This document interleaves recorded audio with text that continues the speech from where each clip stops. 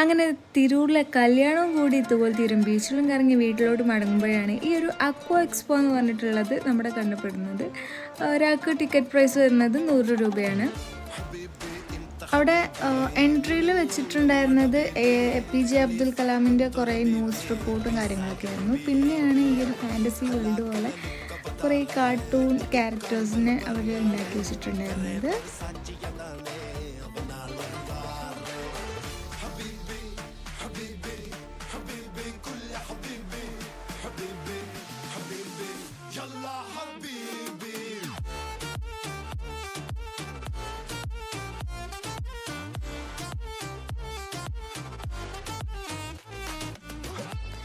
Aqua expo ആയതുകൊണ്ട് തന്നെ പിന്നീട് അങ്ങോട്ട് മീൻ തന്നെയായിരുന്നു കേട്ടോ.